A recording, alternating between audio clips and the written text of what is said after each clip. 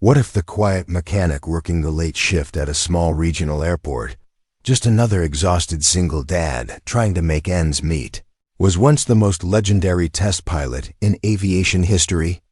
And what if, when a billionaire's private jet carrying 200 souls lost all control, at 41,000 feet, he uttered just 3 words over the emergency channel that made every air traffic controller in the country freeze? This is the story of Mitchell Rhodes. This is a tale about hidden greatness, impossible odds, and the kind of courage that doesn't announce itself, but emerges exactly when the world needs it most.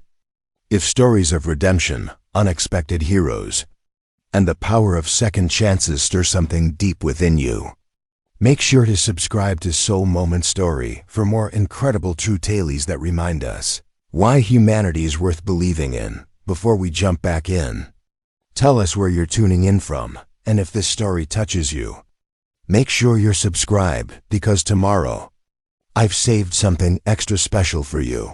The first light of dawn crept over the mountains surrounding Clearwater Regional Airport, painting the tarmac in shades of amber and rose. It was 5:47 a.m. on a Thursday morning, and the world was still half asleep. Inside Hangar 7, the fluorescent lights buzzed overhead, casting harsh shadows across rows of parked aircraft waiting for their scheduled maintenance checks. Mitchell Rhodes stood beneath the belly of a Cessna Citation, wrench in hand, his work coverall stained with grease and hydraulic fluid. His name was stitched in faded red thread over the chest pocket, the letters barely visible after years of washing. He moved with quiet efficiency, checking valve connections, testing pressure gauges, running his calloused fingers along fuel lines with the practiced touch of someone who could diagnose problems by feel alone. To anyone watching, he was just another aircraft mechanic clocking in before sunrise, another face in the sea of maintenance crews that kept regional airports running. But the way he moved told a different story.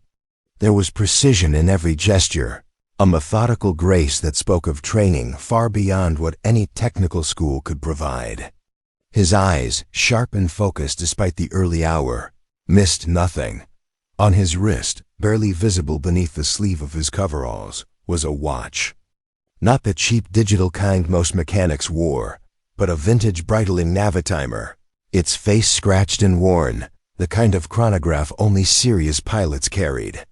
The crystal was clouded with age, but the mechanism inside still ticked with Swiss precision, counting seconds that once measured altitude changes and fuel consumption at speeds most people would never experience. Mitchell wiped his hands on a rag and stepped back to inspect his work. The Citation's landing gear assembly gleamed under the lights, every bolt torqued to exact specifications, every connection secure. He made a notation on his clipboard, his handwriting surprisingly neat for someone who worked with his hands all day. "Rhodes, you're still here?" A voice called from across the hangar.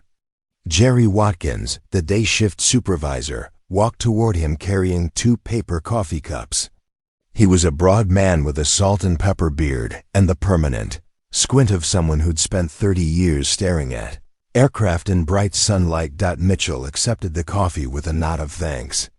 "Just finishing up the Citation. She's good to go." Jerry glanced at the checklist, his eyebrows rising slightly. "You knocked out the entire inspection solo? That's usually a 2-man job." "Couldn't sleep," Mitchell said simply, which was true enough. Sleep had become something he negotiated with rather than enjoyed. Too many nights lying awake, listening to the distant sound of jets taking off from the commercial side of the airport, their engines calling to something deep in his chest that he'd tried to bury years ago. Jerry studied him for a moment, concern flickering across his weathered face. "You working a double again?" "Mitchell, you've pulled 4 this week already. When's the last time you actually went home?" "I'm fine," Mitchell said, the words automatic. He'd said them so many times they'd lost all meaning. "Tommy's at my sister's place in Brookhaven until Saturday. Gives me time to pick up extra shifts." The mention of his son, his 12-year-old, brought the familiar tightness to his chest. Tommy, who barely remembered a time when his father wasn't exhausted, wasn't working himself into the ground trying to keep their small apartment and put food on the table. Tommy, who looked at him sometimes with questions in his eyes that Mitchell didn't know how to answer. Jerry sighed. Look, I get it. Single parent, bills to pay. Been there myself. But you keep burning the candle at both ends like this, you're gonna crash. He paused, choosing his words carefully. And Mitchell, I don't know what you did before you came here, and I'm not asking. But the way you work on these planes, it's like you're not just fixing them. It's like you're remembering something. Mitchell's jaw tightened almost imperceptibly. He took a long sip of coffee, using the moment to compose his response. Just doing my job, Jerry. Yeah, Jerry said quietly. Just seems like a waste is all. Talent like yours. He clapped Mitchell on the shoulder. Anyway, there's a private jet coming in around noon. Some tech billionaire's plane. They're requesting a full systems diagnostic before they continue to Seattle. Figured you'd want the overtime. Mitchell nodded. Overtime meant he could finally replace Tommy's winter jacket, the one that was 2 sizes too small, but his son insisted on wearing because it had been a gift from his late mother. I'll take it. Figured you would, Jerry said with a small smile. Aircraft's a Gulfstream G650, top of the line. Should be interesting. As Jerry walked away, Mitchell returned his attention to the citation, running through his final checks. His hands moved across the aircraft with unconscious familiarity, touching surfaces, feeling for vibrations that shouldn't be there, listening to the subtle sounds that told him everything he needed to know about the machine's health. This was his life now.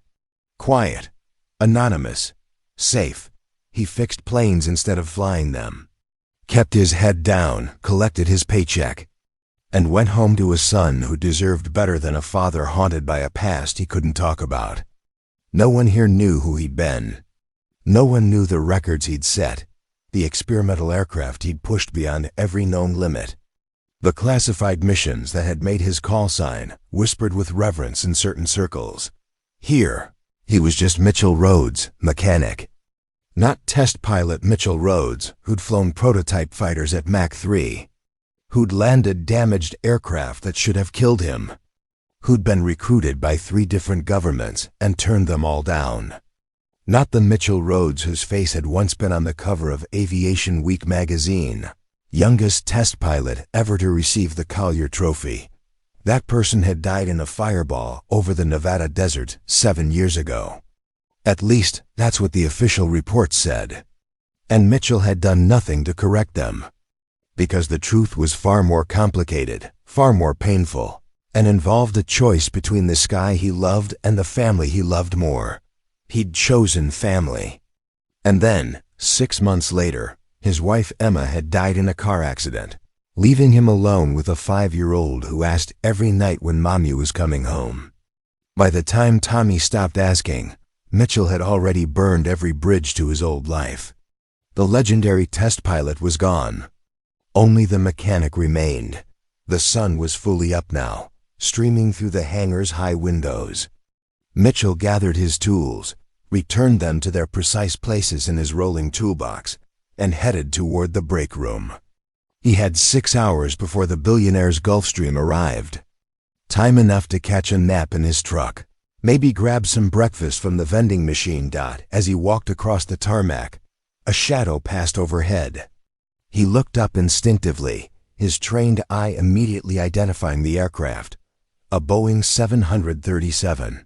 Gear down on final approach to the commercial runway. Perfect glide slope, textbook landing configuration. He watched it touch down with the critical eye of someone who'd made thousands of landings himself, noting the slight bounce on the main gear. The quick correction from the pilot. For just a moment, muscle memory flooded through him. His hands tingled with the phantom sensation of control yokes. His feet remembered the pressure of rudder pedals. His body recalled the feeling of an aircraft responding to his slightest input, like an extension of his own will. Then the moment passed. The 737 rolled out and turned toward the terminal. Mitchell shoved his hands in his pockets and walked toward his truck. Just another tired mechanic at the end of another shift. With no reason to believe that in a few hours everything would change, the sky called to him every day. Today, finally, it would demand an answer. The coffee in the break room was burnt and bitter, but Mitchell drank it anyway. He sat alone at a corner table, his back to the wall out of habit, watching the morning shift filter in through the heavy metal door. Voices rose and fell in easy conversation, talking about weekend plans, complaining about the weather, debating which was the best pizza place in Clearwater. Mitchell listened without participating. He'd perfected the art of being present without actually being there, of seeming friendly while maintaining a wall that kept people at a comfortable distance. It was easier that way. Friendships required history, and his history was something he couldn't share. His phone buzzed. A text from his sister Rachel. "Tommy wants to know if you're coming to his soccer game Saturday. I told him you'd try." Preparing and narrating this story took us a lot of time, so if you are enjoying it, subscribe to our channel. It means a lot to us. Now back to the story. Mitchell's fingers hovered over the keyboard. Try. That word carried so much weight, so much unspoken disappointment. He typed back, "I'll be there, promise." He'd made that promise before and broken it. Overtime shifts, emergency repairs, the constant need for just one more paycheck to cover just one more bill. But this time would be different. This time he'd actually show up, actually be the father Tommy deserved instead of the ghost who left before dawn and returned after dark. "Hey Rhodes, you hear about the plane coming in?" Dave Chen, one of the younger mechanics, pulled up a chair uninvited. He was fresh out of technical school, still excited about every aircraft that rolled through the hangar. Gulfstream G650 belongs to that tech CEO, Danessa Voren. You know, the woman who started Nextcore? She's worth like $15 billion. Mitchell shrugged noncommittally. Names and numbers like that meant nothing to him. Rich people flew expensive planes. This was not news. "Come on, man, show some enthusiasm," Dave laughed. "This is the kind of plane you dream about working on. Twin Rolls-Royce engines, fly-by-wire controls, can cross the Atlantic without refueling. It's basically a spaceship with wings." "It's just a plane," Mitchell said quietly. But even as he spoke, something stirred in his chest. A G650. He'd never flown one, but he'd read the specs years ago. Back when he still subscribed to aviation journals. Back when he still cared about things like maximum cruise altitude and fuel efficiency. Dave was still talking, oblivious to Mitchell's withdrawal. "I heard she's flying from New York to Seattle for some conference. 200 people on board, corporate executives, investors. Can you imagine being responsible for that many lives? The pressure?" Mitchell could imagine it perfectly. Had lived it. The weight of responsibility was something you carried in your bones, especially when things went wrong. He still had nightmares about the test flight that had ended his career. Not the crash itself, which he barely remembered, but the moments before when he'd known something was catastrophically wrong and had maybe 30 seconds to decide whether to try to save the aircraft or save himself. He'd chosen to save the aircraft. Had almost succeeded. The experimental fighter had been carrying data worth millions, prototype systems that couldn't be replicated. He'd nursed it through failing hydraulics and a fire in the port engine, had coaxed it back toward the test range instead of punching out over the desert. He'd gotten it within sight of the runway before the flight controls finally gave up completely. The crash had been spectacular. The kind of fireball that made it into compilation videos online. By the time the rescue crews arrived, there was nothing left but twisted metal and smoke. They'd searched for 3 days before officially declaring, "Test pilot Mitchell Rhodes dead." What they didn't know was that he'd ejected at the last possible second. Had pulled the handle when the ground was so close that his parachute barely had time to deploy. He'd landed hard in a ravine 5 miles from the crash site, broken ribs screaming, right leg shattered. But alive, he'd laid there in the desert heat, bleeding and broken, and made a decision. Emma had begged him for years to quit, to choose his family over the increasingly dangerous test flights. She was pregnant with Tommy, terrified every time he kissed her goodbye, and climbed into an experimental aircraft that might not bring him back. "Please," she'd whispered the night before that final flight. "Please just walk away. We need you more than the sky does." So lying in that ravine, listening to helicopters searching for his body, Mitchell Rhodes had done something unthinkable.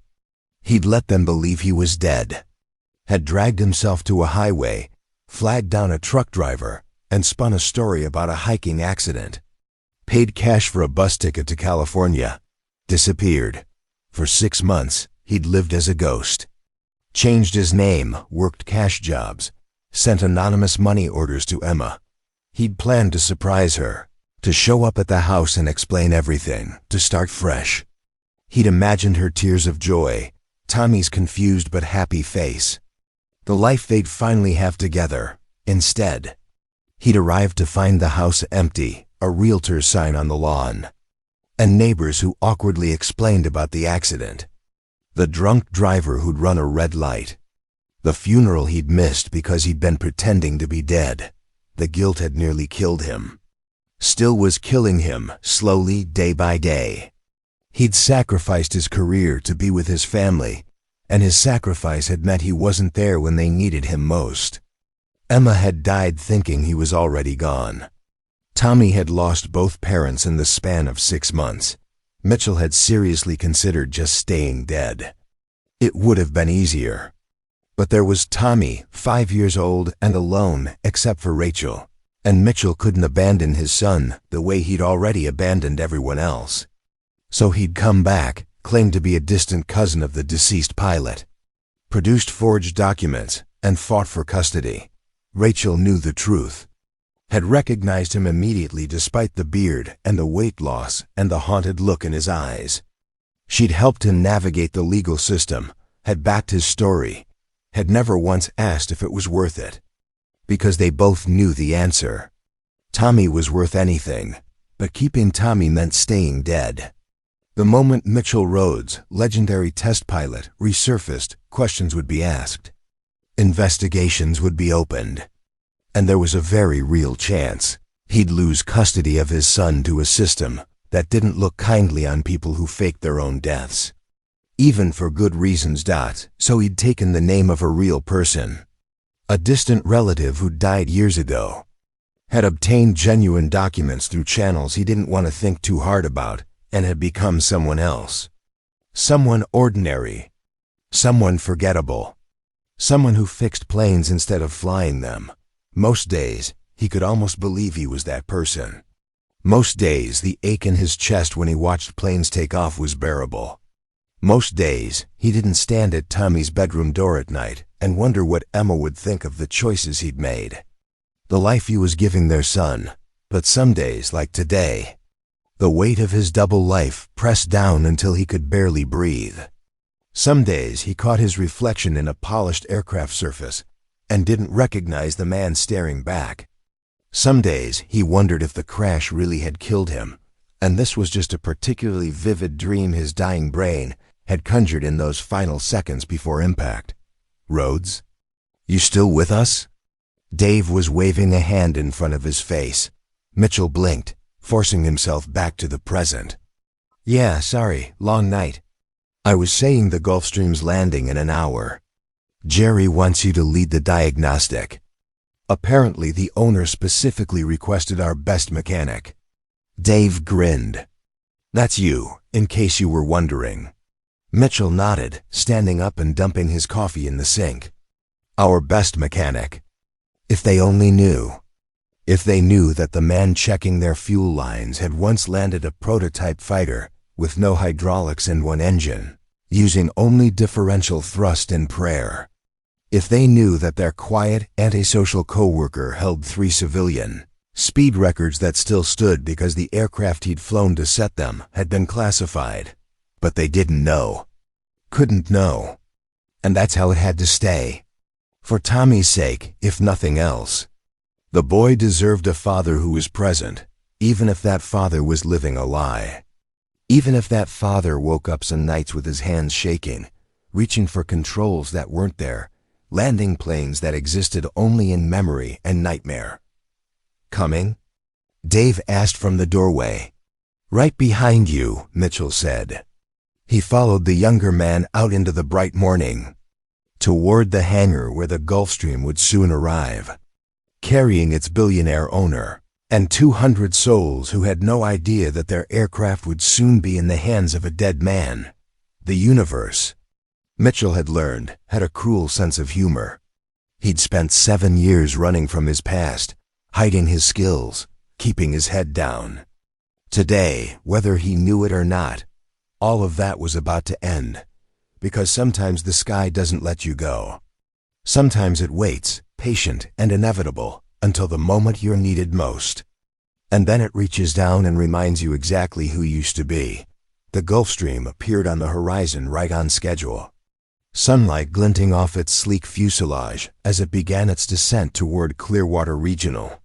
Mitchell watched it approach, something stirring in his chest that felt dangerously close to anticipation.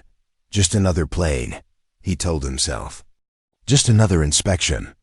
Just another day of being someone he wasn't, doing work that was beneath him, living a life that felt like waiting. He had no way of knowing he was wrong about all of it.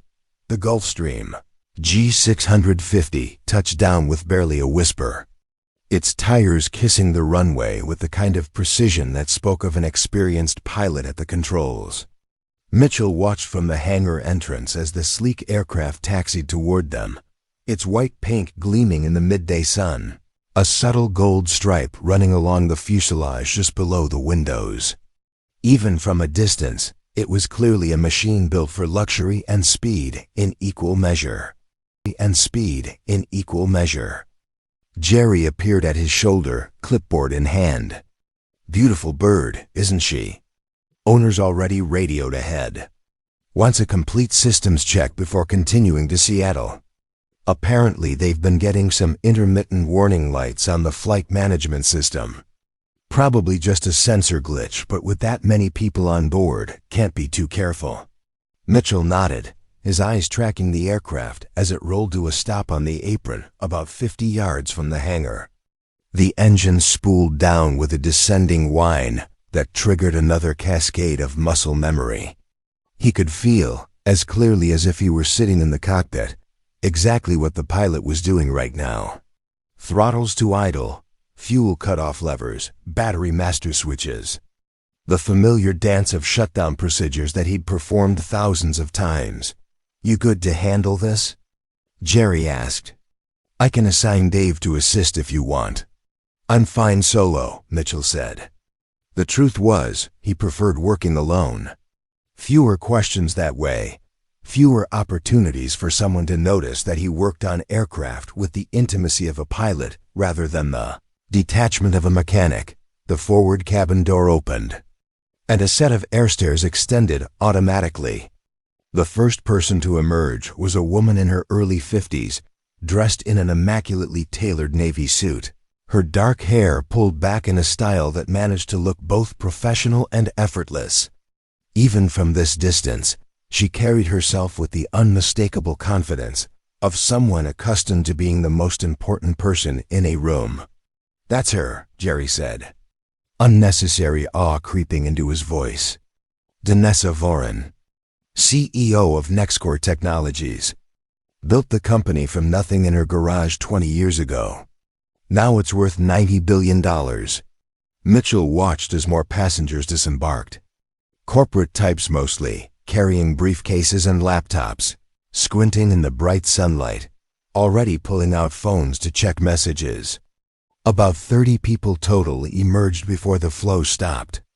Voren herself stood to one side, speaking with a younger woman who appeared to be an assistant, gesturing toward the aircraft and then toward the terminal building. Where are the other 170 people? Mitchell asked. Jerry laughed. Oh no. The G650's configured for like 19 passengers maximum. When I said 200 people, I meant their Seattle conference has 200 attendees. Just this group flying in from New York. Mitchell felt something in his chest loosen slightly. 19 people. Still a significant responsibility, but not the catastrophic numbers he'd been imagining. Not that it mattered. Planes didn't care how many people they carried. Metal fatigue and hydraulic failures and electrical problems affected billionaires and their executives the same way they affected everyone else. Physics played no favorites. A black SUV appeared from the direction of the terminal, clearly arranged in advance to transport the passengers. Voron spoke briefly with the pilot, a gray-haired man in his 60s who'd emerged last from the cockpit, still wearing his captain's epaulettes. The pilot nodded at whatever she said, then turned and walked toward the hangar. Captain Richard Moss, according to the flight plan Mitchell had reviewed earlier. 30 years experience, former commercial airline pilot, now flying private jets for the ultra-wealthy. He had the weathered look of someone who'd logged tens of thousands of hours in the air, that particular alertness that never quite faded even on the ground. "You the mechanic?" Moss asked as he approached, his voice carrying the slight rasp of someone who'd spent a lifetime talking over engine noise. "Mitchell Rhodes," he said, extending a hand. The captain's grip was firm and brief. "We've been getting intermittent master caution lights for the last hour of flight. Flight management computer keeps throwing error codes, then clearing them. Everything else checks normal. Engine parameters are good. But something's hinky with the avionics." Mitchell pulled out his diagnostic tablet. "Any pattern to when the warnings appear?" "That's the weird part," Moss said, frowning. "Seems random. Sometimes during cruise, sometimes during descent. We tried resetting the system twice, no change. Could be a bad sensor. Could be a wiring issue. Could be the computer itself starting to glitch." He paused. "Look, I know Ms. Voron wants to get to Seattle today, but I'm not taking that plane up again until someone figures out what's going on. I've got 19 souls to worry about, and intermittent electrical problems at altitude are how people die." There was something in the way Moss said it, a gravity that went beyond standard caution. That told Mitchell this captain had probably lost someone once, or come very close. That kind of wariness wasn't taught in flight school. It was earned through experience, usually painful experience. "I'll find it," Mitchell said simply. Moss studied him for a moment. The way experienced pilots sometimes evaluated people, looking for competence beneath surface appearances. Whatever he saw must have satisfied him because he nodded. "Aircraft's all yours. I'll be in operations if you need me." He handed over a folder containing the flight logs and maintenance records. "And Rhodes? I saw the way you were watching her land. You know planes. Really know them. So I'm trusting you to tell me the truth, not what the owner wants to hear. We clear?" "Clear," Mitchell said, meeting the captain's eyes. After Moss walked away, Jerry let out a low whistle. "He read you pretty good. Noticed you watching like a pilot, not a mechanic." Mitchell didn't respond. He was already walking toward the Gulf Stream, his mind shifting into the focused state that had once made him one of the most respected test pilots in the world. Intermittent electrical problems. Those were always the hardest to diagnose because they came and went, hiding their causes. Lurking in the system like ghosts, the interior of the G650 was exactly what he'd expected. Cream-colored leather seats arranged in a conference-style layout. Polished wood veneer. Soft lighting, the kind of cabin that cost more to outfit than most people's houses. But Mitchell barely registered the luxury. His attention was on the cockpit, visible through the open door at the front. He stepped into the flight deck, and for a moment, just a moment, time seemed to stop. The familiar layout of instruments and displays, the control yokes waiting patiently, the throttle quadrant between the seats, all of it hit him with an almost physical force. His hands remembered exactly where everything would be, muscle memory so deep it bypassed conscious thought.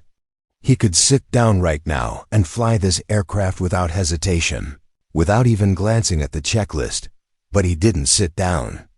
Couldn't let himself. Instead, he focused on the center pedestal where the flight management computers were located. He connected his diagnostic tablet to the data port and began pulling error logs. The screen filled with codes, timestamps, system warnings. Nothing that should have caused a master caution. Nothing that explained the intermittent nature of the problem. Mitchell worked methodically, the way he'd been trained decades ago. The way he'd honed through countless hours of troubleshooting experimental systems that no one else understood. He pulled access panels, inspected wiring bundles, tested voltage levels, checked connection integrity. An hour passed, then another. The sun shifted across the sky, shadows growing longer inside the hangar. He found the problem in the last place he looked, which was how it always worked. A wire bundle behind the main instrument panel showed signs of intermittent contact. The insulation was worn, probably from years of vibration, and under certain conditions, likely when the aircraft went through specific power configurations or attitude changes, the bare wire was making contact with the frame, creating a ground fault that triggered false warnings. It was fixable. Would take maybe 3 hours to properly repair the damaged section and reroute the bundle. But it explained everything Moss had described. And more importantly, it was exactly the kind of problem that could become catastrophic at the wrong moment. Wire failures had brought down airliners before.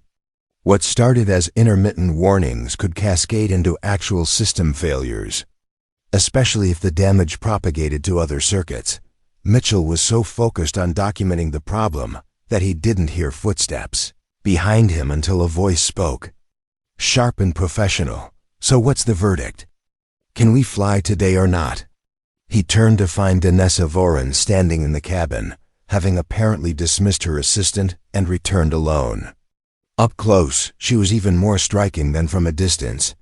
Sharp cheekbones, eyes that evaluated everything with predatory intelligence. The kind of presence that made it clear why she'd built a tech empire from nothing. "There's a wiring issue in the flight management system," Mitchell said, climbing down from the cockpit. "Intermittent ground fault. It's fixable, but not quickly. You're looking at minimum 3 hours, probably 4 to do it right." Voren's jaw tightened almost imperceptibly. "The conference starts tomorrow morning. I'm the keynote speaker. I can't miss it." "Then you'll need to find another aircraft," Mitchell said evenly. "Because this one isn't safe to fly." Her eyes narrowed. "The captain said it was just warning lights. Everything else checked normal." "Warning lights don't appear for no reason," Mitchell said, pulling up the error logs on his tablet and turning it so she could see. "This is what your flight management computer was trying to tell you. The warnings were real. You're lucky you made it here without a complete electrical failure." Without a complete electrical failure. He watched her process this information, saw the calculations happening behind her eyes. She wasn't stupid. Probably knew more about electrical systems than most people, given her tech background. But she also clearly wasn't used to hearing the word no. What if we just disconnected the faulty circuit and flew on backup systems? She asked. "You could," Mitchell said. "And you'd probably make it to Seattle just fine. But if something else went wrong, if you had an actual emergency, you'd be flying a $15 million aircraft with degraded systems and no way to know what else might fail. Is your keynote speech worth 19 lives?" The question hung in the air between them, blunt and unavoidable. Voren stared at him, and Mitchell got the distinct impression she was reevaluating her initial assessment of who and what he was. Most mechanics wouldn't have pushed back this hard against a billionaire client. Most mechanics would have told her what she wanted to hear. "You're not just a mechanic, are you?" she said quietly. Mitchell's heart rate kicked up, but his expression remained neutral. I'm qualified to perform the inspection your captain requested. That's all you need to know." "No," she said slowly, still studying him with those sharp, evaluating eyes. "The way you talk about aircraft systems. The way you were standing in the cockpit when I came in. You looked like you belonged there." She paused. "You're a pilot." "I work on planes," Mitchell said, deliberately not answering the question. "And right now, I'm telling you this one needs 3 to 4 hours of work before it's safe to fly. That's my professional assessment. What you do with that information is your decision." For a long moment, neither of them spoke. Then Voren pulled out her phone, tapped the screen, and held it to her ear. "Sarah? I need you to book commercial flights to Seattle for everyone, departing this evening. Yes, I know it's last minute. Make it happen."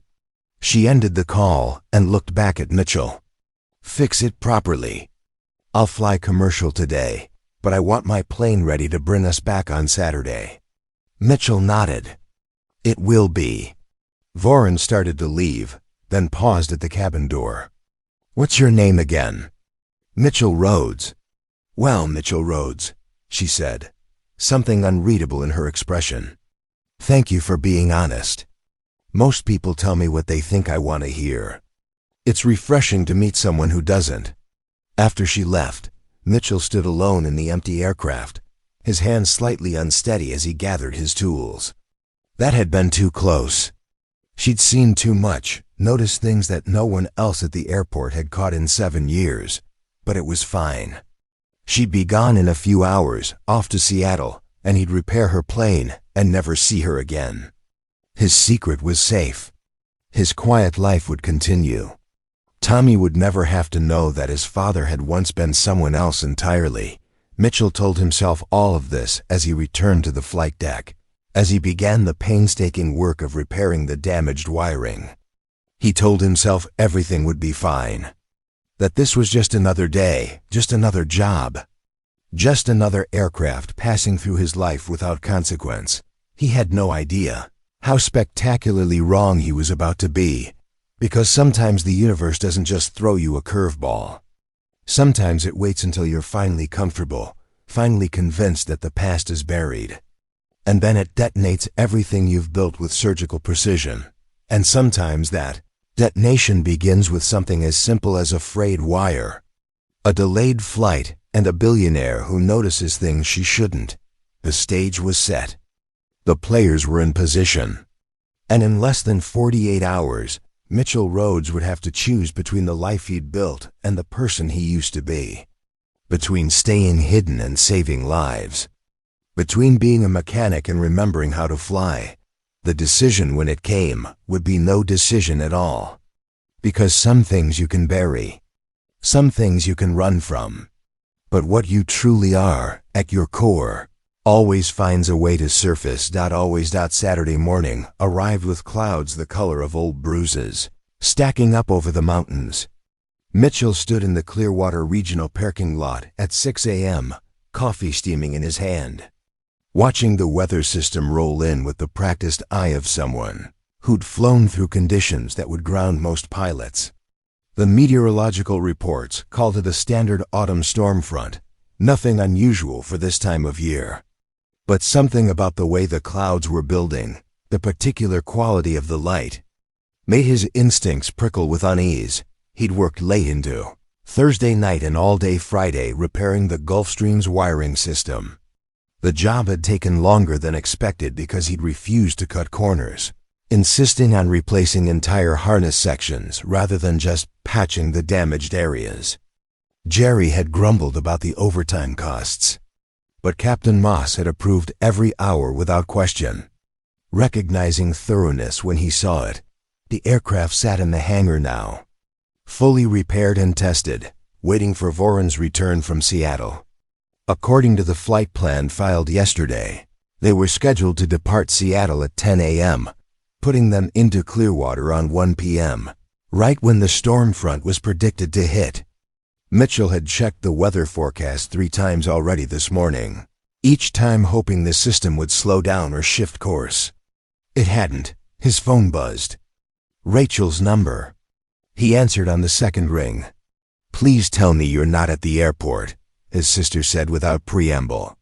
"Tommy's soccer game isn't until 3, Mitchell replied. "I'll be there. I promised." "Mitchell, the weather's turning bad. They're saying possible severe thunderstorms this afternoon. Whatever you're working on, it can wait." He looked up at the darkening sky. "The plane I repaired is flying back today.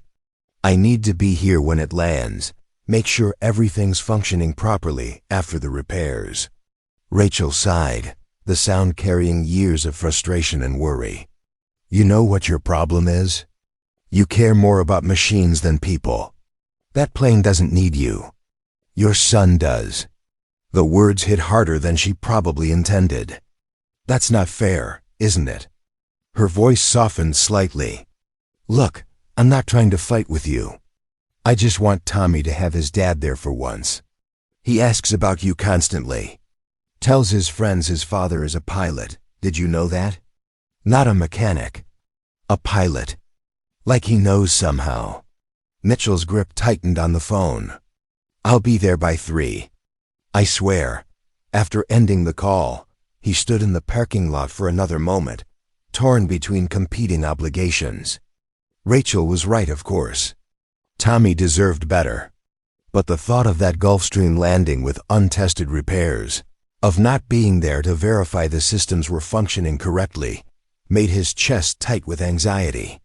He'd spent 2 days on that wiring. He needed to see it through. Just this one last thing, he told himself. Then he'd focus entirely on being the father Tommy deserved. Just this one last aircraft, this one last repair, this one last responsibility. After today, he'd start saying no to overtime. Start being present. Start building the relationship with his son that 7 years of grief and guilt had prevented. Inside the airport operations center, the mood was tense. Mitchell found Captain Moss hunched over a weather display, frowning at the radar imagery showing the approaching storm system. The older pilot looked up as Mitchell entered. "Rhodes, glad you're here. We've got a problem." "The weather," Mitchell said. Moss nodded grimly. "Seattle's reporting they can't get clearance to depart until the system passes. The front's moving faster than predicted. They're grounded for at least 4 hours, maybe 6. Ms. Vaughan is not happy about the delay." Something about the way Moss said it suggested there was more to the story. Mitchell waited. "She's pushing to fly anyway," Moss continued. "Wants to route around the storm, come in from the north. I told her that adds 90 minutes to the flight time and puts us threading the needle between 2 separate weather systems. She doesn't care. Says she has critical meetings Monday morning and needs her aircraft back in New York tonight. Can you fly the route she wants?" Mitchell asked. Moss was quiet for a moment. "Technically, yes, I've got the hours and the ratings. But I don't like it. Too many variables. Weather at altitude is unpredictable right now, and if something goes wrong, our divert options are limited." He looked at Mitchell directly. "I cleared that aircraft. You fixed it. But I'm asking you pilot to pilot, is it really ready?" The words hung in the air like an accusation. Mitchell felt his carefully constructed walls crack slightly. "You know, I suspected when I met you," Moss said. "Confirmed it when I looked up your name and found a death certificate for a test pilot named Mitchell Rhodes from 7 years ago. I'm guessing there's a story there, and I'm guessing you don't want to tell it. That's fine. But I need to know if you're certain about those repairs." Mitchell's mind raced. How many others had made the same connection? How long until someone decided to dig deeper, to ask uncomfortable questions? But those concerns felt distant compared to the immediate situation. "The repairs are solid. I replaced the entire forward avionics harness, upgraded the connector blocks, tested every circuit 3 times. That aircraft is safer now than it was when it rolled off the production line." Moss studied him, then nodded slowly. "Good enough for me." He turned back to the weather display. I'll try one more time to convince Ms. Voren to wait out the storm. But if she insists on flying, at least I know the aircraft won't be what kills us. At least I know the aircraft won't be what kills us. The words were meant as dark humor, but they sent a chill down Mitchell's spine. He looked at the radar display, at the angry red and orange cells marching across the screen, and felt the old instincts firing. Weather systems like this were dangerous not because of what you could see, but because of what you couldn't. Hidden wind shear, sudden updrafts and downdrafts, ice accumulation that could happen in seconds. He'd flown through worse during his test pilot days, but never willingly, and never with passengers who had no idea what they were risking. "Captain Moss to operations," a voice crackled over the radio. "We have a transmission from Gulfstream November 7-4 Delta Fox." Moss grabbed the handset. "This is Moss, go ahead." Danessa Voren's voice came through, clipped and decisive even through the static. "Captain, we've been cleared for departure. Flight plan filed for northern route as discussed. Estimated time of arrival Clearwater is 2:45 p.m. I trust the aircraft is ready." Moss glanced at Mitchell, then keyed the mic. "Ma'am, I strongly advise waiting for the weather to clear. The forecast shows significant deterioration in the next few hours. I have a board meeting in New York at 8 a.m. Monday morning that cannot be rescheduled," Voren replied. "We're flying today. See you in a few hours." The radio clicked off. Moss set down the handset with more force than necessary. "Billionaires," he muttered. "Think money makes them immune to physics." Mitchell said nothing. He was already doing calculations in his head, mapping the route Voren would be taking against the weather patterns, identifying the danger zones where the two storm systems would create the most unstable air. The northern approach would bring them over the mountains during the worst part of the afternoon, when daytime heating combined with the storm dynamics to create the most violent conditions. Jerry appeared in the doorway. "Rhodes, I thought you were taking the afternoon off for your kids' game." "Change of plans," Mitchell said, not taking his eyes off the weather display. "I'm staying until the Gulfstream lands." "That's not for another 8 hours. I'll be here." Jerry looked like he wanted to argue, but something in Mitchell's expression stopped him. "Your call. But you're already way over on overtime this week. I can't approve much more." "Clock me out then," Mitchell said. "I'll stay off the books." After Jerry left, Moss turned to him with a knowing look. "You feel it too. Something's wrong." It wasn't a question. Mitchell nodded slowly. "I've seen weather like this before. It looks manageable on the surface, but there are pockets where everything converges and hell breaks loose." He paused. "I flew through a system like this once during a test flight. Lost an engine, nearly lost the aircraft. It was like the sky just decided to stop playing by the rules." "You ever think about going back to it?" Moss asked quietly. "Flying, I mean." Mitchell's jaw tightened. "Every single day. But you don't." "I can't." He didn't elaborate. Couldn't explain about Tommy, about Emma, about the impossible choice between the sky and the family that no longer existed. Couldn't explain how every time he watched a plane take off, he felt like he was suffocating. Moss nodded like he understood anyway. "For what it's worth, you've got the instincts. Even just watching you work, talking to you about systems, I can tell you were one of the good ones." He clapped Mitchell on the shoulder. "I'm going to grab some food before they land. You should do the same. Going to be a long afternoon." But Mitchell couldn't eat. The tension building in his chest made everything else feel irrelevant. He spent the next few hours obsessively checking weather updates, tracking the Gulfstream's progress through flight tracking software, watching the storm systems evolve and shift in ways that made his unease grow with each passing hour. At 1 p.m. he texted Rachel. "Might be late to the game. Aircraft situation. I'm sorry." Her response came back almost immediately. "He's going to be devastated." Mitchell stared at the text, guilt crushing down on him. But what else could he do? Walk away while 19 people flew into a weather system that was rapidly becoming more dangerous? Pretend he didn't see what was coming just so he could watch his son play soccer? The rational part of his mind knew he was making excuses. Knew the Gulfstream had a professional crew, that Clearwater had air traffic controllers, that none of this was his responsibility.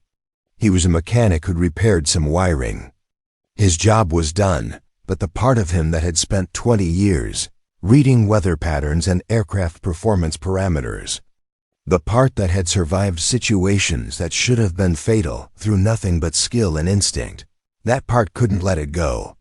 Couldn't shake the feeling that something terrible was about to happen. At 2 p.m., the first reports of severe turbulence started coming in from aircraft in the region. A commercial 737 diverted to avoid a cell that had intensified faster than predicted. A private Cessna made an emergency landing. The pilot reporting wind shear so severe had nearly flipped the aircraft inverted. At 2:15, Mitchell watched the radar as two separate storm cells that had been predicted to remain distinct suddenly merged, creating a massive system directly along the Gulfstream's approach path. The collision of the two weather patterns was generating conditions that pilots called the blender, because that's exactly what it felt like trying to fly through it. At 2:30, Moss came running into operations, his face pale. "Rhodes, we've got a problem. The Gulfstream just reported multiple system failures. They're declaring an emergency." Mitchell's blood turned to ice. "What kind of failures?" "They're not sure yet. Everything was fine, and then suddenly they lost primary electrical. Backup systems are glitching, and they're getting warning lights across the entire panel. They're at 41,000 feet in the middle of that storm system with degraded instruments." It was impossible. Mitchell had tested every system, verified every repair. Unless something else had failed, something completely unrelated to the wiring he'd repaired. Or unless the storm had caused damage that overwhelmed even properly functioning systems. "They need to divert," Mitchell said, already moving toward the radio. "Get them on the ground anywhere they can immediately." "There's nowhere to divert," Moss said grimly. "They're in the mountains. The storm has every regional airport in the area below minimums. We're their only option, and even we're right at the edge of being too dangerous to attempt." The radio crackled to life. "Clearwater Tower, this is November 7-4 Delta Fox declaring emergency. We have multiple system failures and are requesting priority handling for immediate landing." The voice was professional, controlled, but Mitchell could hear the strain underneath. And in the background, barely audible, he could hear what sounded like shouting. Passenger panic beginning to spread as the reality of their situation became impossible to hide. Moss grabbed the radio. 7-4 Delta Fox, this is Captain Moss in operations. What's your current status? We've lost most of our primary flight displays. Flying on standby instruments. Autopilot is offline. Flight management system is completely dead. We're in severe turbulence and unable to maintain altitude. Descending through 38,000 feet. Mitchell's hands clenched into fists.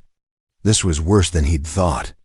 Without flight management systems, without autopilot, in severe turbulence with degraded instruments, that aircraft was one mistake away from an unrecoverable situation.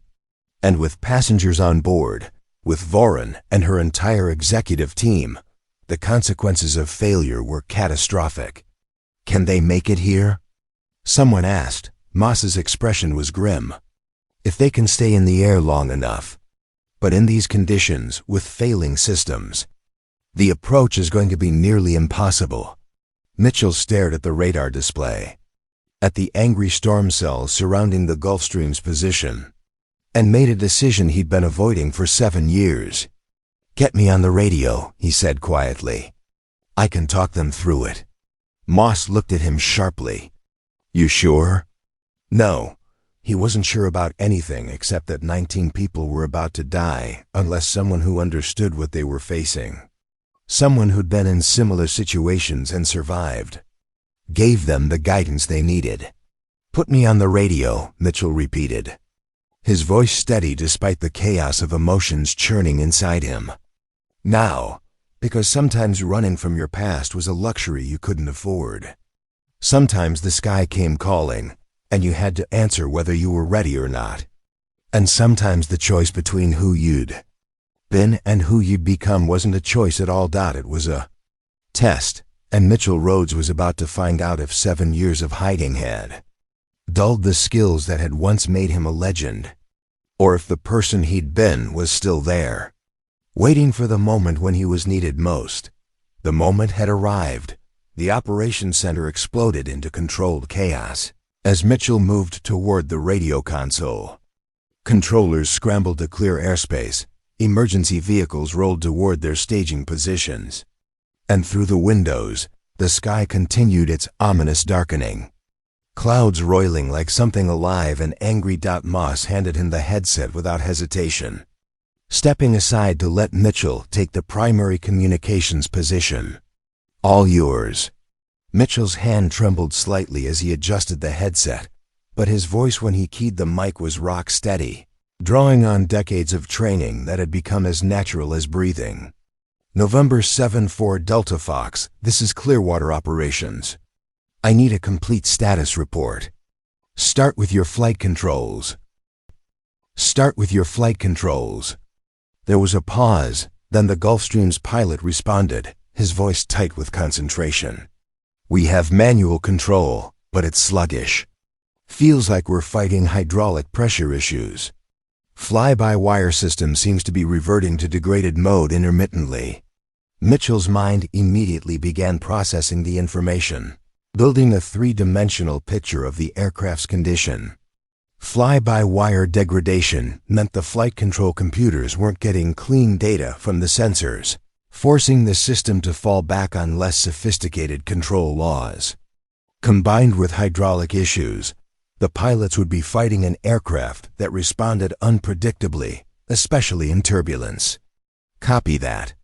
What about your navigation systems? GPS is intermittent. We've lost both primary navigation displays. Flying on standby compass and backup instruments. We're estimating position based on last known coordinates, but in this weather, we could be several miles off course. Several miles at 38,000 feet descending into mountainous terrain in a storm was the difference between threading a safe path and flying into a granite wall. Mitchell pulled up a topographical map on the console display, overlaying it with the radar returns and the Gulfstream's last reported position. "What's your current heading?" he asked. 270, descending through 36,000 feet. "Rate of descent is increasing. We're fighting to maintain level flight." Mitchell's jaw tightened. They were drifting west, which was taking them deeper into the mountain range rather than toward the valley where Clearwater was located. "You need to come right to heading 310.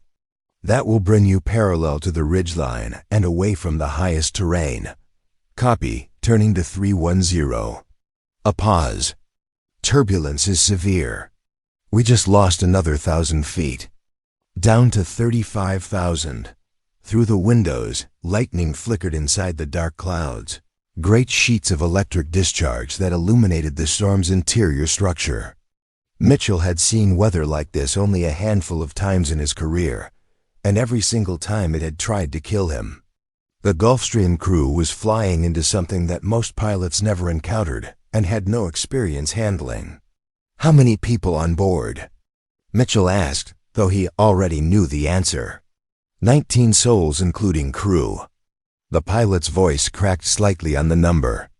"We have the CEO of NextCorp and her entire executive team. If we go down, it's going to be national news."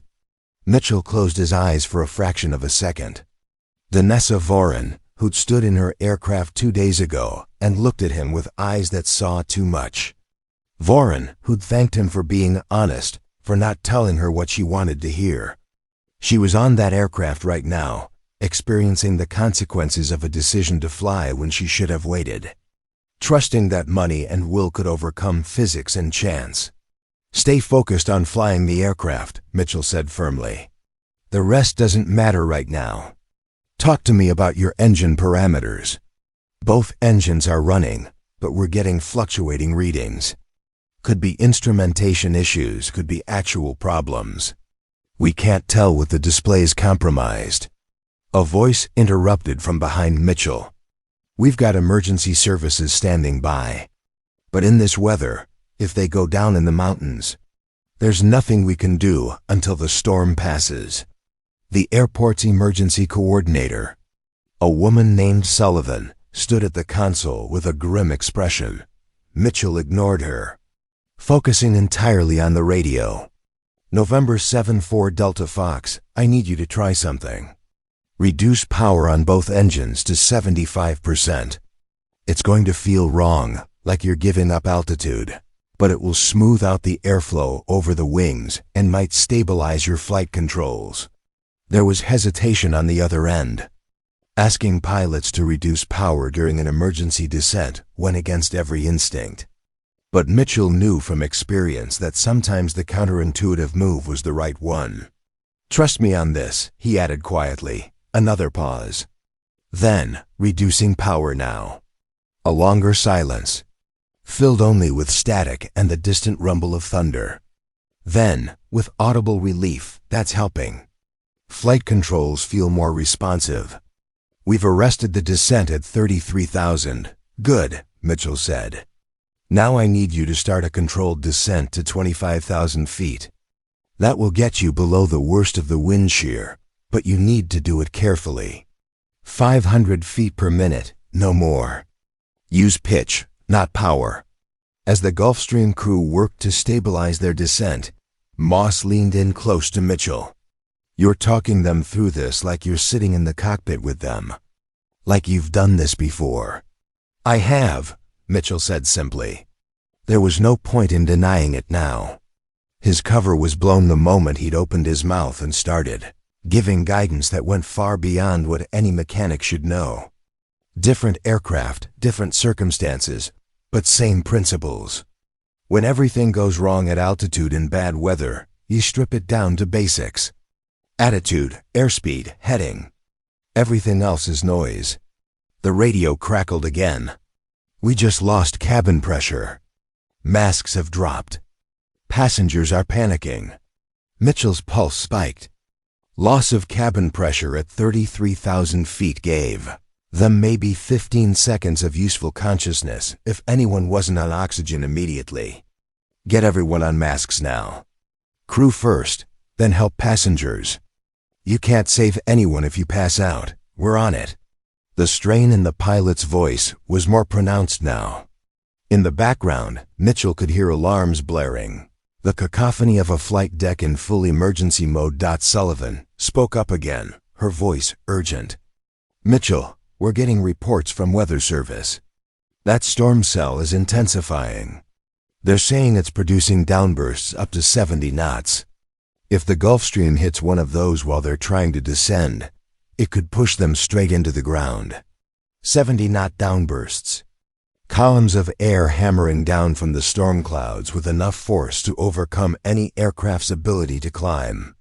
They were essentially invisible, detectable only when it was too late, when you were already in one and fighting for your life."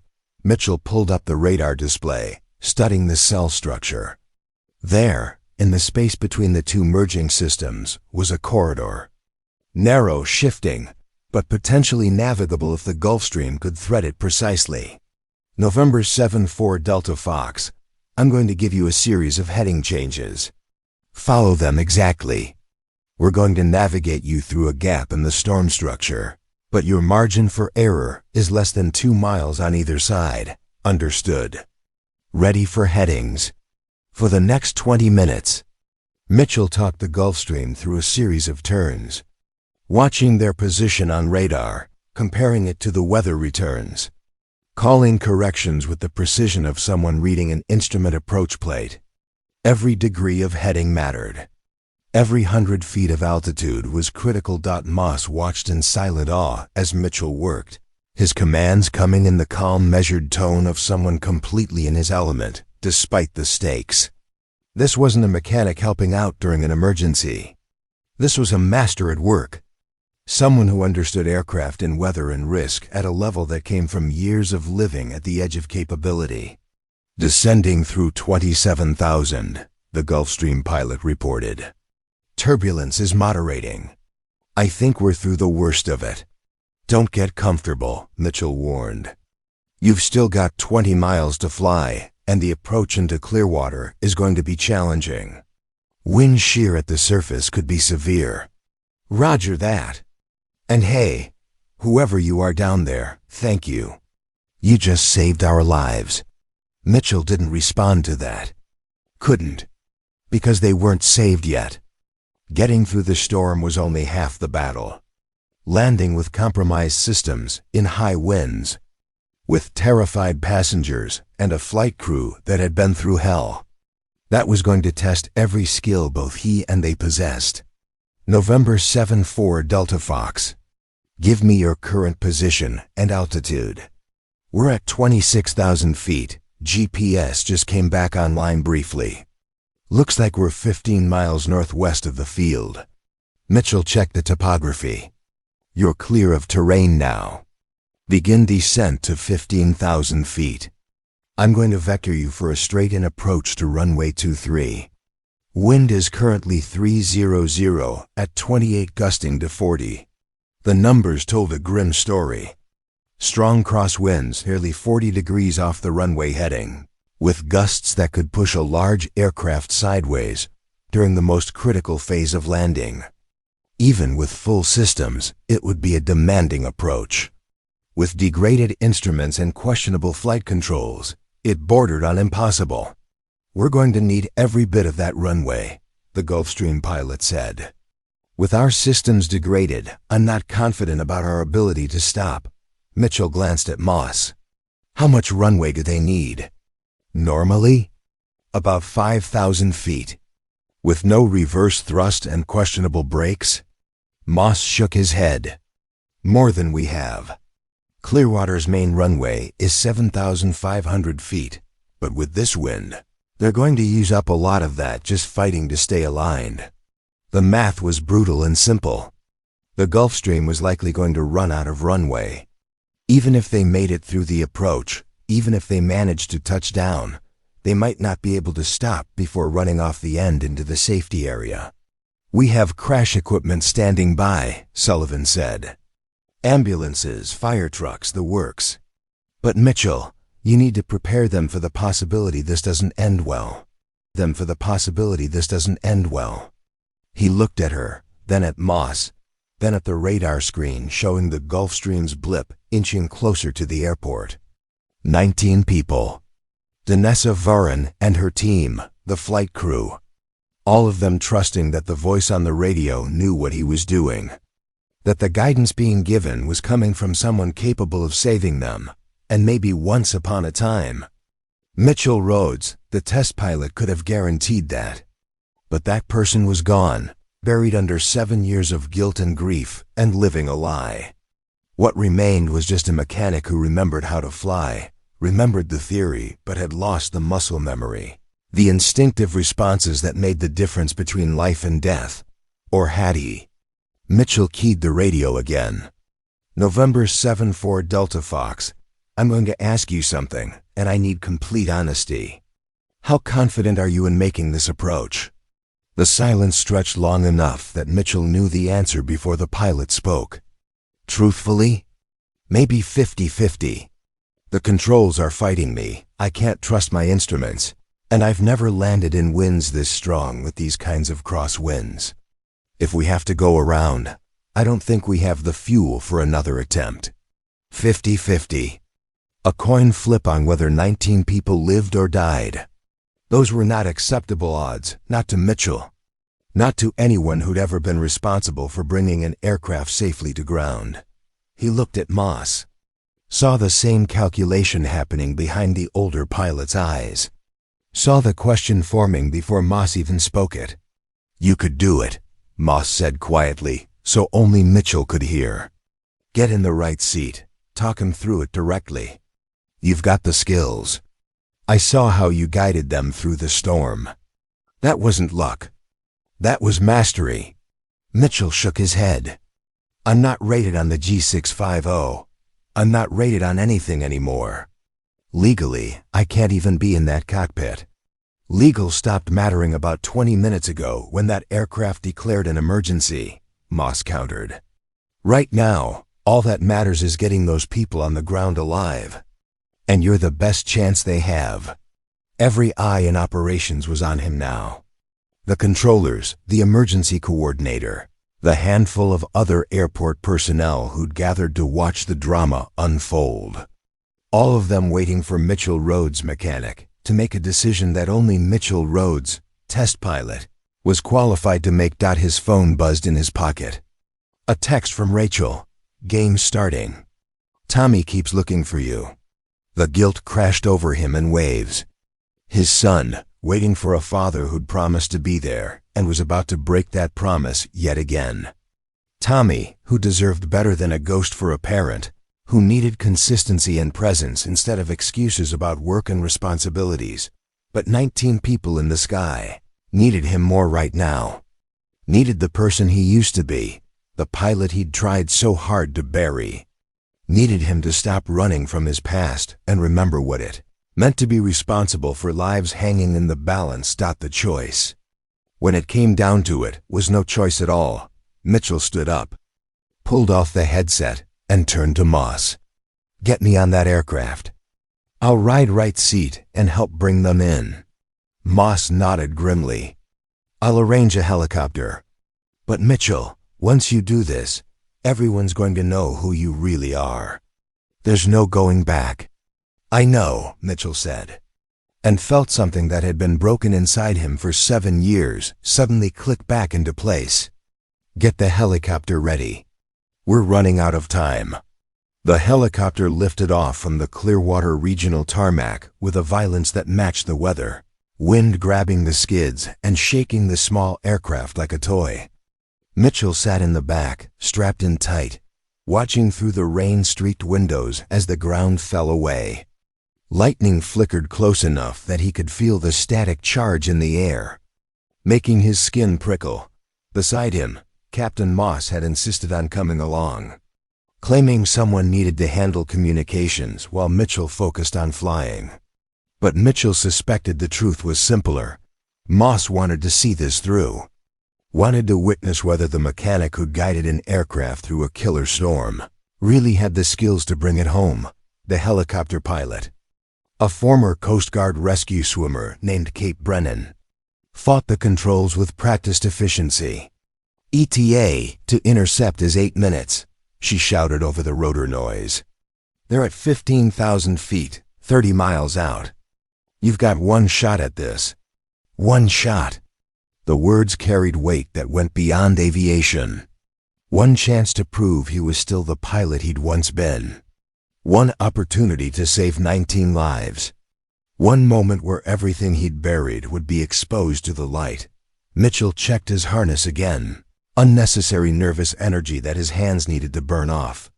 The last time he'd been in an aircraft as anything other than a passenger, Emma had still been alive. Tommy had been barely old enough to walk. The world had been different, and so had he. You ready for this? Moss asked, his voice barely audible over the noise. No, Mitchell admitted. But I don't think that matters. The helicopter banked hard, giving them a view of the Gulf Stream ahead. Even from a distance, Mitchell could see the aircraft wasn't flying right. The nose was slightly high, the wings rocking in the turbulence, the whole machine fighting to stay in the air.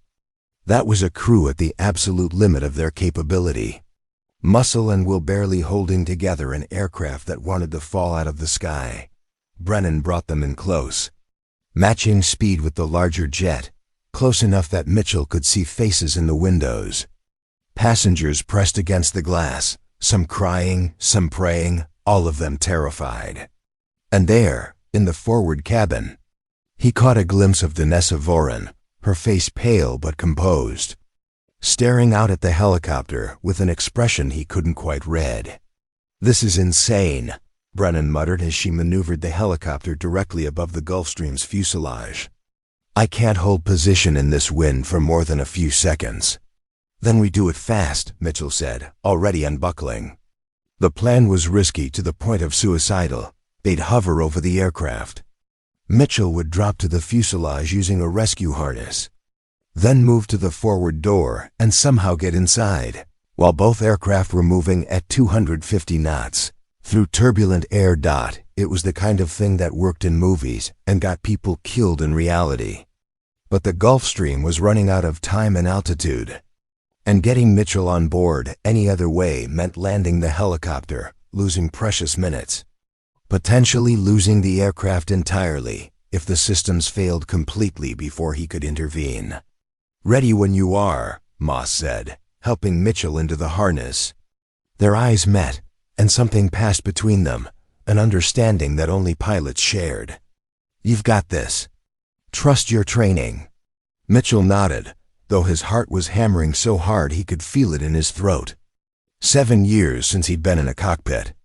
7 years of rust, of atrophied skills, of instincts that might not fire when he needed them. What if he'd lost it? What if the pilot he'd been was truly gone, and all that remained was the ghost pretending to be real? The helicopter door slid open, and wind screamed into the cabin with physical force. Mitchell clipped his harness to the winch line, felt hands steadying him as he moved to the edge. Below, impossibly close, the white expanse of the Gulfstream's fuselage pitched and rolled like something alive. On my mark, Brennan shouted. 3, 2, 1, go. Mitchell stepped into empty air at 15,000 feet. The harness caught with a jolt that drove the breath from his lungs. He spun wildly for a moment, the world a blur of storm clouds and aircraft metal and pure adrenaline. Then he slammed into the Gulfstream's fuselage, grabbing for any handhold. The wind trying to peel him off and throw him into the prop wash. His fingers found the emergency access panel, the small recessed handle that would open the forward service door from outside. He yanked it, praying the pneumatic system still had pressure, that the door would actually open despite the airspeed and the compromised systems. It did, swinging inward with a rush of cabin air. Mitchell hauled himself through the opening, unclipped from the harness, and tumbled into the forward galley. A flight attendant screamed. Someone shouted. The door slammed shut behind him with a bang that echoed through the cabin. For a moment, Mitchell just lay on the floor, gasping, his hands shaking from adrenaline. Then training took over. He pulled himself up, straightened his clothes, and walked forward toward the cockpit with as much calm as he could. Project. The passengers stared at him like he'd materialized from another dimension. Danessa Vorin rose from her seat, her face a mixture of shock and something that might have been recognition. You, she said. The mechanic. What are you doing here? Mitchell didn't answer. He reached the cockpit door, knocked twice, and spoke clearly. Captain, this is Mitchell Rhodes from Clearwater Operations. I'm coming in to assist with the approach. The door opened. The co-pilot, a younger man with sweat soaking through his shirt, stared at Mitchell like he'd seen a ghost. How did you get on the aircraft? We're at 15,000 feet. Helicopter, Mitchell said simply, moving past him toward the right seat. No time to explain. Captain, I need you to brief me on your exact system status. The captain, whose name tag read Wilson, looked at him with wild eyes. Who the hell are you? Eyes. Who the hell are you? Someone who's done this before, Mitchell said, settling into the co-pilot's seat.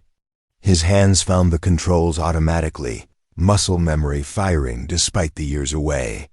The yoke felt right in his grip, the throttles where they should be. The entire cockpit suddenly familiar in a way that made his chest ache. Wilson stared at him for another heartbeat, then made a decision.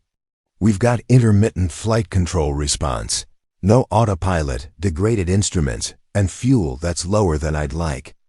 Wind shear warnings are going off every 30 seconds. I've been hand flying for the last 40 minutes, and I'm exhausted. Mitchell scanned the instrument panel, taking in the constellation of warning lights and degraded systems. It was bad, but he'd flown aircraft in worse condition. Had once landed a fighter with no hydraulics using only engine thrust to steer. Had brought down experimental craft that were actively on fire. This was just metal and physics, problems that could be solved if you knew where to look. "All right," he said, his voice dropping into the calm cadence of someone completely in control. "Here's what we're going to do. You're going to let me fly this approach while you monitor systems and handle radio communications.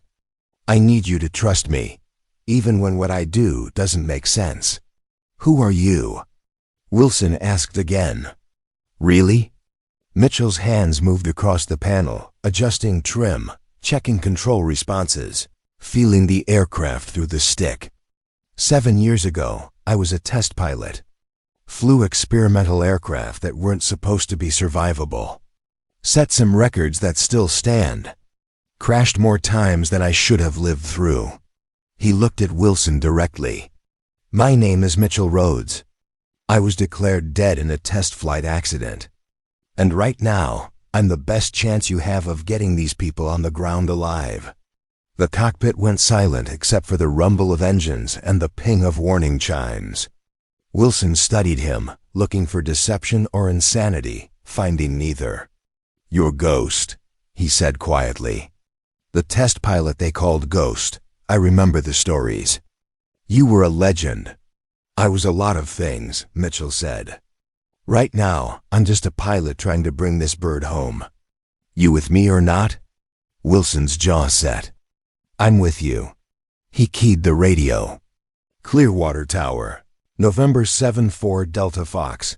Be advised we have an additional pilot on board, assisting with the approach." Mitchell took the controls. Felt the aircraft respond sluggishly to his inputs, and immediately understood the problem.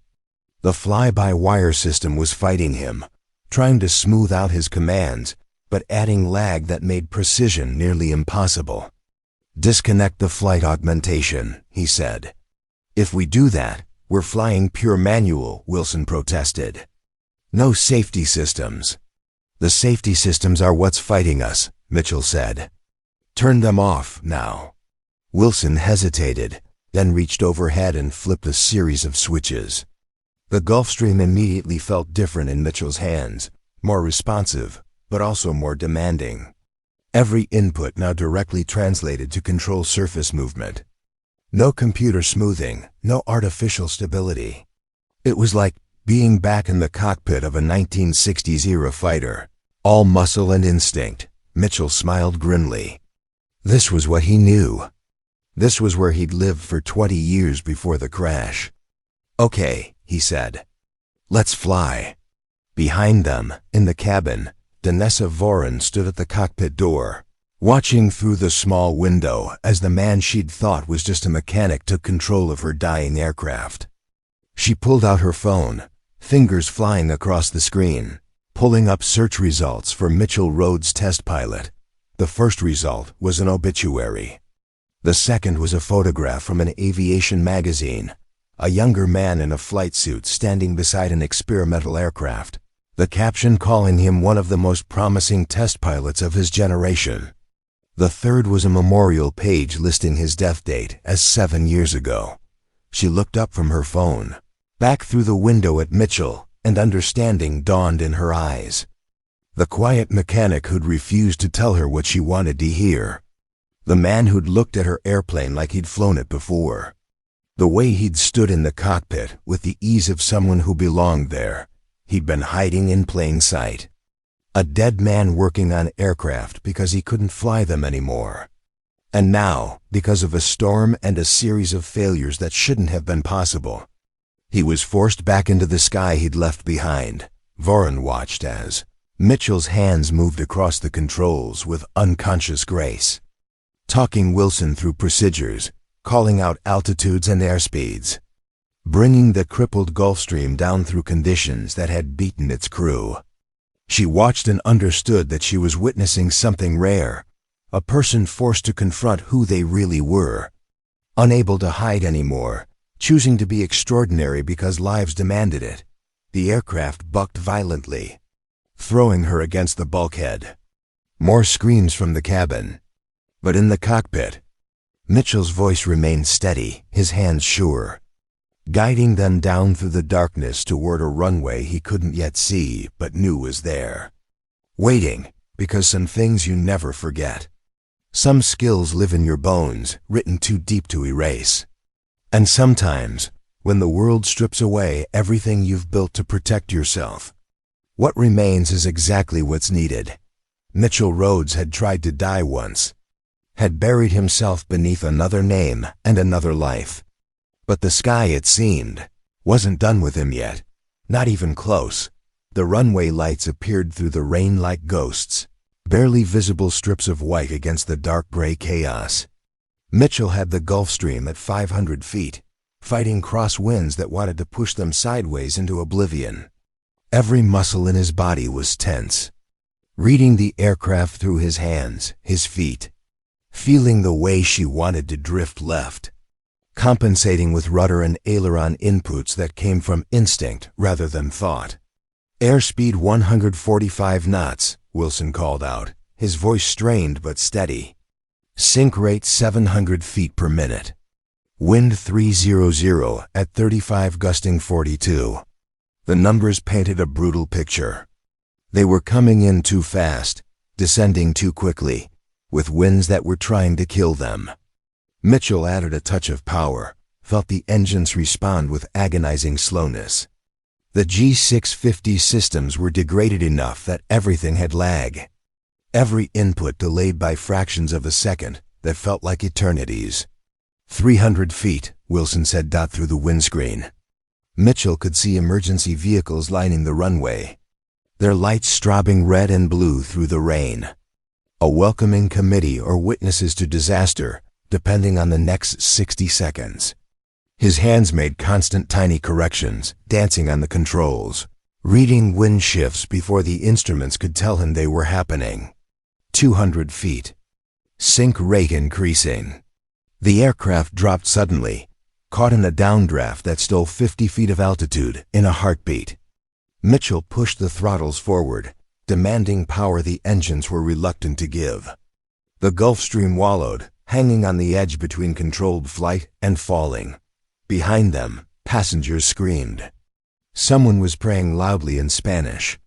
Vanessa Voren's face pressed against the cockpit door window, pale but focused, watching Mitchell work with an intensity that suggested she was memorizing every movement.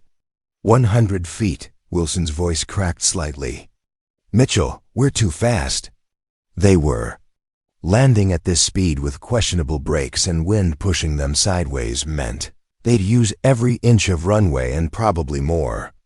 But slowing down meant risking a stall in the gusting winds. Meant falling out of the sky 50 feet from safety.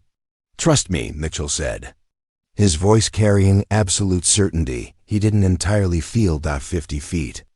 The runway threshold passed beneath them, white paint streaking by too fast. Mitchell pulled power to idle, raised the nose slightly, felt the main gear kiss concrete with a thud that rattled teeth. The spoilers deployed automatically, dumping lift, trying to plant the aircraft firmly on the runway. But the wind had other ideas.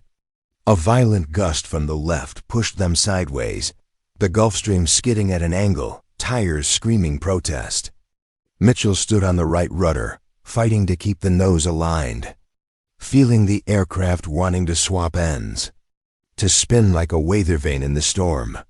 Reverse thrust isn't responding, Wilson shouted over the noise of tortured tires and shrieking wind.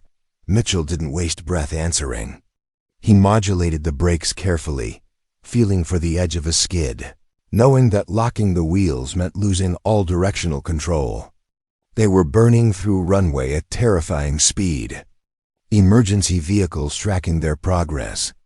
Everyone watching to see if the dead test pilot could actually pull off the impossible. 4,500 feet of runway used. 5,000. 5,500. The end of the pavement approaching with mathematical certainty. Mitchell stood on the brakes, felt the anti-skid system fighting him, released and reapplied pressure in a rhythm he'd learned decades ago. The Gulf Stream slowed, but not fast enough. They were going to run out of runway, going to end up in the grass, maybe flip, maybe turn this miraculous survival into tragedy at the last possible moment. "Brace," he said calmly into the cabin intercom. "Brace for impact." The end of the runway disappeared under the nose.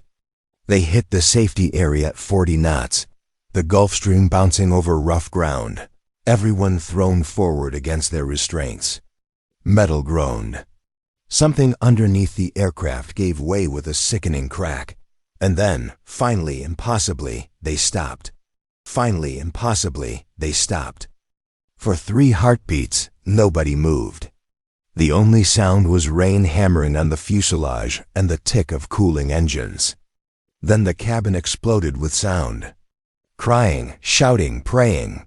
The release of terror held too long in check.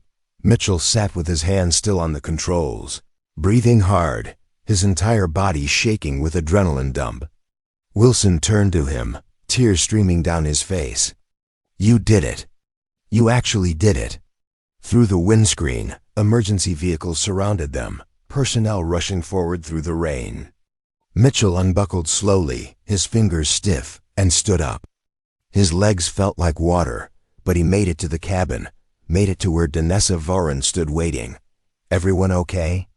he asked. She nodded, then did something unexpected. She pulled him into a fierce hug. "You saved us," she whispered. "You brought us home."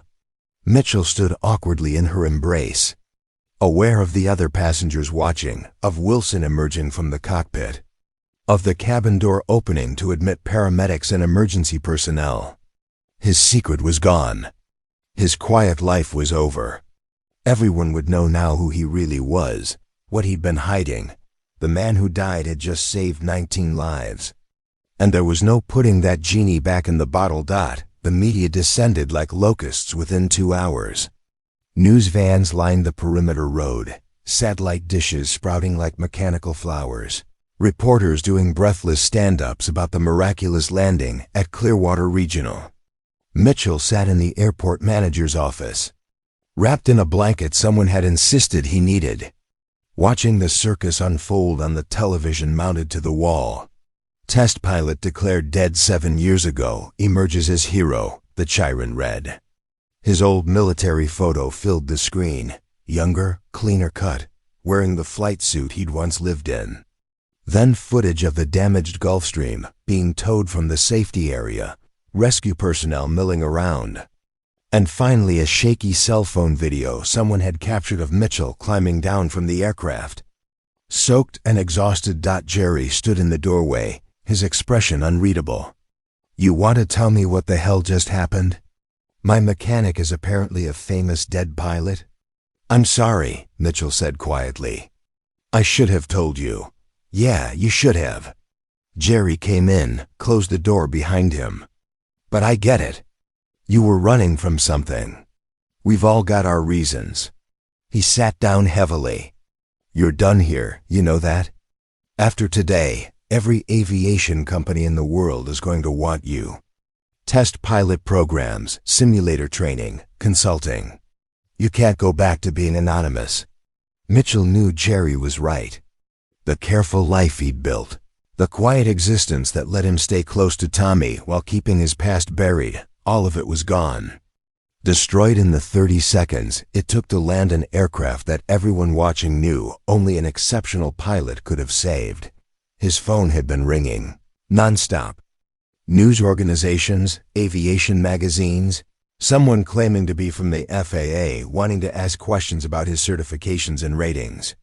He'd ignored them all, waiting for the only call that mattered, when it came. Rachel's name on the screen, he answered immediately. "Is it true?"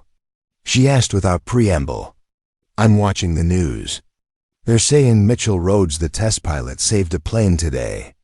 But that's impossible because you're not him. You're just someone using his name, right? Tell me you didn't lie to me for 7 years." "Rachel," he started, then stopped. "No more lies.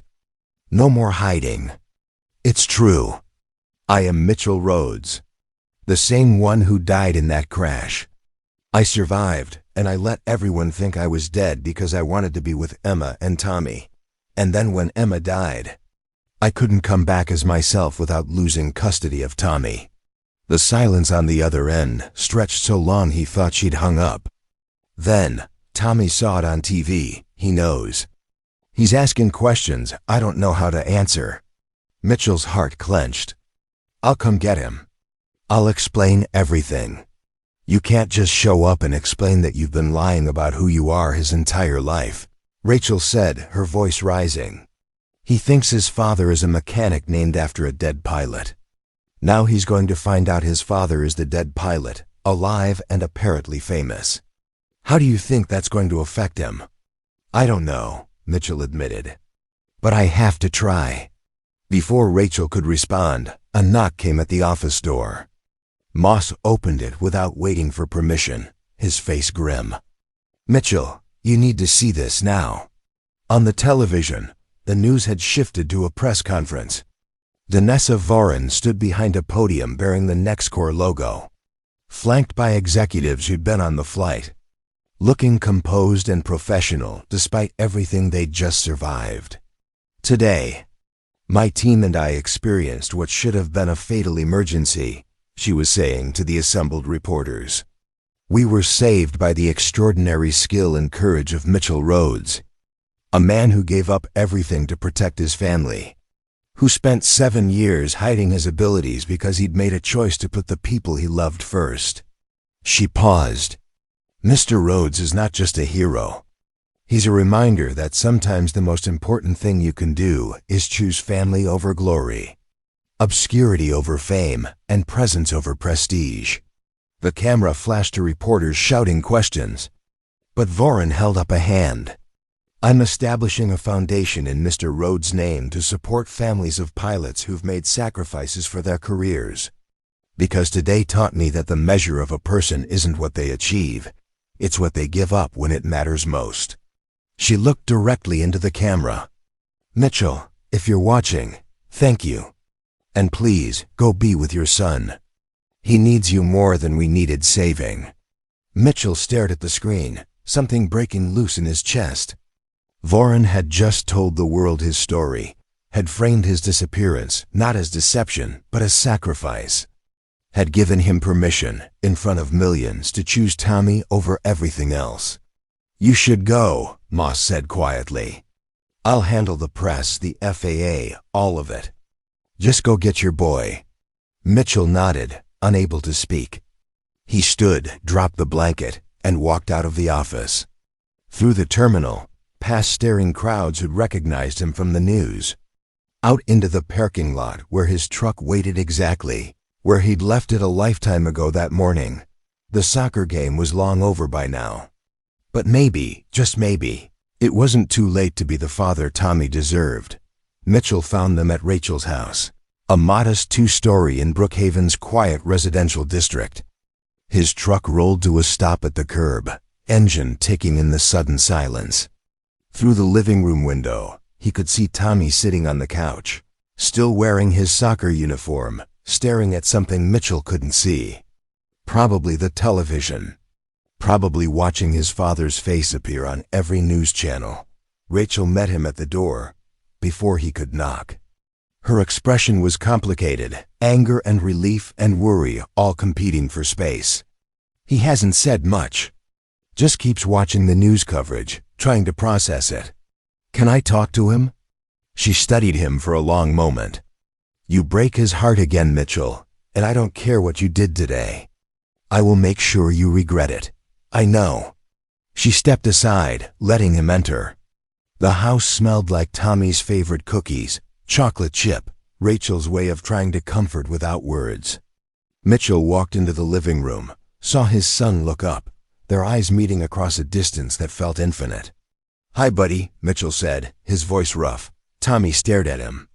12 years old, Emma's eyes and Mitchell's stubborn jaw, wearing grass stains and the number 14 that he'd chosen because it was his dad's birthday.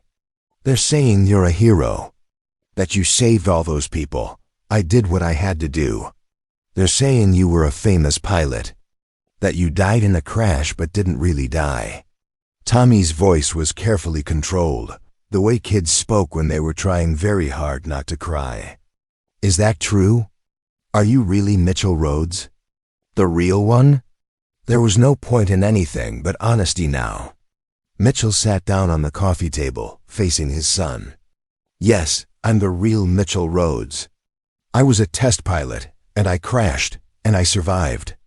I let everyone think I was dead because your mom wanted me to quit flying, and I wanted to be with you both.